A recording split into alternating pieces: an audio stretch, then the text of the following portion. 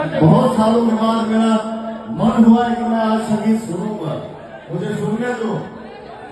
कौन नहीं चलती?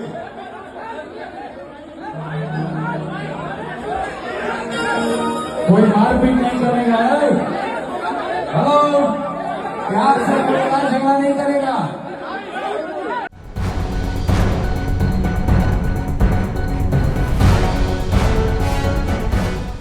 नमस्कार, आप देख रहे हल्ला बोल टीवी और मैं हूं आपके साथ सुरभि। पत्नी ज्योति सिंह से तनाव और तमाम विवादों के बीच क्या पवन सिंह की मानसिक स्थिति गड़बड़ा रही है? एक बार फिर वो मारपीट पे उतर गए। आपको बता दें कि लखनऊ में गुंजन सिंह के पार्टी के दौरान उन्होंने एक युवक को मारने के लिए दौड़ गए। अगर बाउंसर उन्हें नहीं रोकते तो बवाल हो जाता। आइए हम जानते हैं पूरा मामला क्या है हल्ला बोल टीवी के संपादक दीपक शर्मा से। देखिए, पवन सिंह तनाव झेल रहे हैं या पवन सिंह का जो पत्नी के साथ ज्योति सिंह के साथ विवाद चल रहा है, उनका निजी मामला है। जी हाँ। लेकिन एक कलाकार के व्यवहार में ये सारी चीजें नहीं दिखनी चाहिए। जब एक कलाकार मंच पर गाते हैं तो कई लोग जो श्रोता होते हैं कई बार कमेंट करते हैं, कई बार अच्छे कमेंट्स करते हैं, कई बार बुरे कमेंट्स भी करते हैं। जी हाँ। तो ऐसी स्थिति में जो कलाकार है वो मुस्कुराकर इग्नोर करता है, न कि स्टेज से उतरकर मारपीट करने निकल जाता है। पवन सिंह ने कल क्या किया? पवन सिंह ने जो कल किया उससे पता चल रहा है कि वो कितने तनाव में है। क्योंकि जब कोई व्यक्ति, कोई कलाकार तनाव में होता है तो उसके व्यवहार में ऐसी चीजें दिखती हैं। जी। पवन सिंह गुंजन सिंह के बर्थडे पार्टी में लखनऊ में कल एक कार्यक्रम हो रहा था, पार्टी चल रही थी। इसमें पवन सिंह ने माइक थामा और पवन सिंह ने कहा, पवन सिंह थे, गुंजन सिंह थे सिंगर, और मिस्ट्री गर्ल जिसकी आजकल पवन सिंह के साथ शादी की चर्चा हो रही है, जी हाँ। वो महिमा सिंह नाम है, वो भी थी, यूपी के बांदा की रहने वाली है। पवन सिंह ने कहा कि आज मैं कुछ अच्छा सुनाने के मूड में हूं, और जैसे ही उन्होंने माइक लिया किसी ने कुछ कमेंट किया होगा, श्रोता दर्शक, इस पर पवन सिंह भड़क गए और उन्होंने कहा कि हेलो, और आगे बढ़ गए। पीछे से आवाजें आने लगी कि भैया को पकड़ो नहीं तो मारपीट कर देंगे, मार देंगे। जी। उनके शुभचिंतक, उनके मित्र, उनके सुरक्षाकर्मी आए, उनको घेर लिया। गुंजन सिंह खुद आए, उन्हें समझा बुझाकर ऊपर ले गए। और जिस युवक ने कमेंट किया था उसे बाउंसर्स ने घेर लिया। कुछ युवक चिल्लाने लगे कि कैमरा बंद करो। उसके बाद क्या हुआ ये किसी को नहीं पता। बाउंसर ने उसे पीटा या उसे सिर्फ बाहर कर दिया, ये किसी को कोई जानकारी नहीं है। अब सवाल ये उठता है कि लखनऊ में कल जो हुआ, गुंजन सिंह की बर्थडे पार्टी में पवन सिंह ने जो किया, पवन सिंह का व्यवहार क्या बताता है? पवन सिंह का व्यवहार यह बताता है कि हाल के दिनों में पवन सिंह तनावग्रस्त तो लग रहा है। जी। साफ साफ दिख रहा है कि तनाव उनके व्यवहार पर असर दिखा रहा है। वे जल्दी झुंझलाते हैं, जल्दी गुस्सा आता है और आपे से बाहर हो जाते हैं। ये कब होता है? ये तब होता है जब आप किसी बात को लेकर बहुत ज्यादा परेशान रहते हो, तो आपके व्यवहार में चिड़चिड़ापन दिखने लगता है। वो चिड़चिड़ापन, वो गुस्सा पवन सिंह के व्यवहार में भी कल दिखा है और इससे पहले भी कई मौकों पर दिखा है। पवन सिंह ने लखनऊ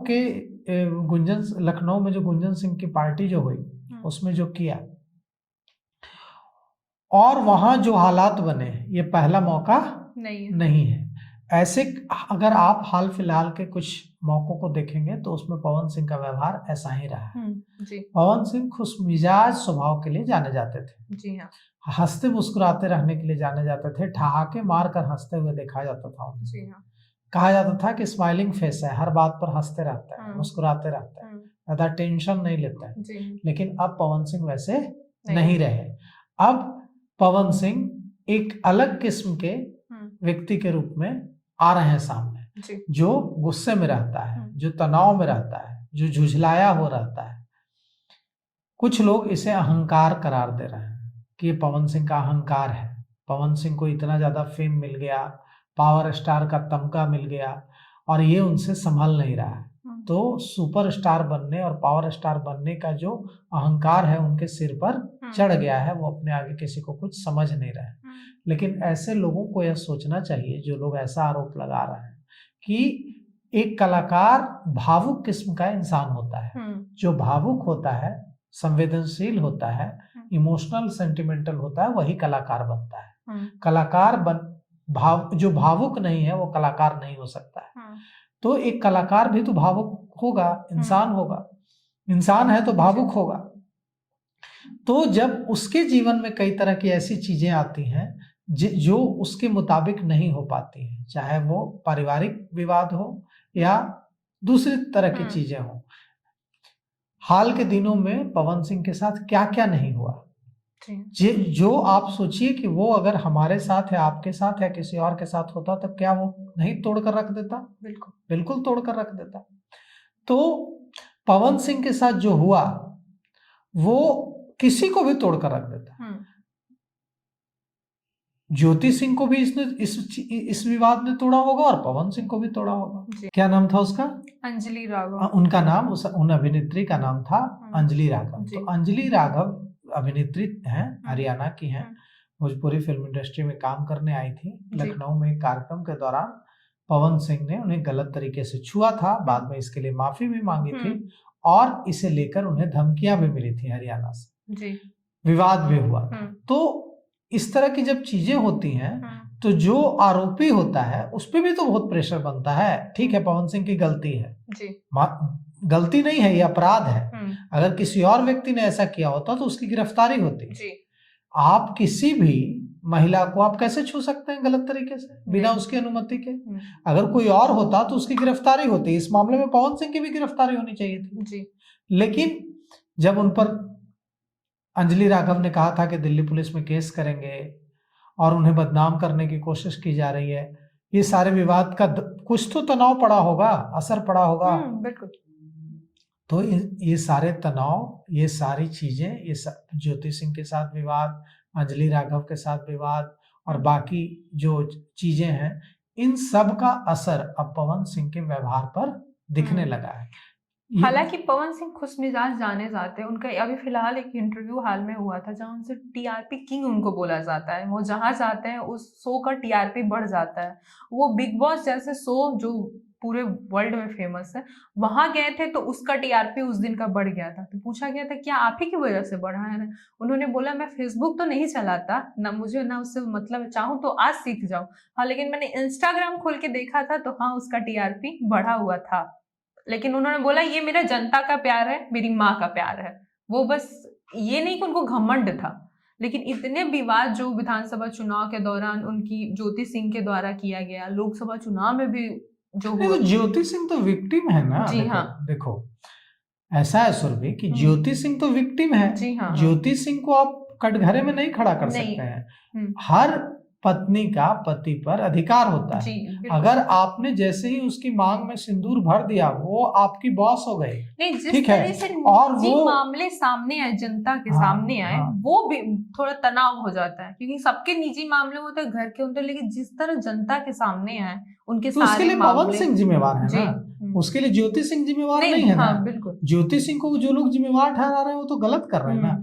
जैसे ही आपने किसी लड़की से विवाह कर लिया, 7 फेरे ले लिए, धार्मिक रीति रिवाज से आपने भगवान को साक्षी मानकर, ईश्वर को साक्षी मानकर उस लड़की के साथ साथ चलने का फैसला लिया, पूरे जीवन उसकी रक्षा करने का फैसला लिया, पवित्र बंधन में ईश्वर के शपथ लेते हुए आपने उसको वचन दिया।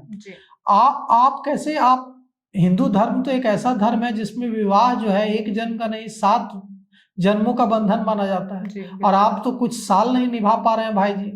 तो ऐसे में आरोप जो है पवन सिंह पर है, कटघरे में पवन सिंह है। ज्योति सिंह को जो लोग कटघरे में खड़ा कर रहे हैं वो तो गलत कर रहे हैं, तो जो भी है, लेकिन इन सब का असर पवन सिंह के व्यवहार पर दिख रहा है, और यह पवन सिंह के लिए कहीं से अच्छा नहीं है। पवन सिंह हीरो रहे हैं, अगर ऐसी हरकतें होंगी तो पवन सिंह हीरो से विलेन की छवि बन जाएगी, नायक से खलनायक की छवि बन जाएगी, जो पवन सिंह के फैंस को कहीं से अच्छा नहीं लगेगा। तो इस बात का ध्यान पवन सिंह को रखना चाहिए कि अगर ऊपर जाते हैं तो विनम्रता और ज्यादा बढ़ जानी चाहिए। हमारे गांव में कहावत है कि पेड़ में फल लगता है तो पेड़ झुक जाता है, अगर वो तन कर खड़ा रहेगा तो टूट जाएगा। तो पवन सिंह को यह समझना चाहिए कि अगर वे पावर स्टार हैं तो उनको मारपीट और फैंस के कमेंट पर स्टेज से उतरकर मारने चल देने जैसी टुटपुंजिया हरकतों से दूर रहना चाहिए। और अगर उनको इतना ज्यादा प्यार जनता ने दिया है, सिर आंखों पर बैठाया है, तो विनम्रता से ऐसे कमेंट को इग्नोर कर देना चाहिए। तो सुना आपने पूरा मामला। इस पूरे मामले पे आपकी क्या राय, हमें कमेंट करके जरूर बताएं। फिलहाल पेशकश में इतना ही। तमाम खबरों के लिए जुड़े रहें हल्ला बोल टीवी के साथ। धन्यवाद।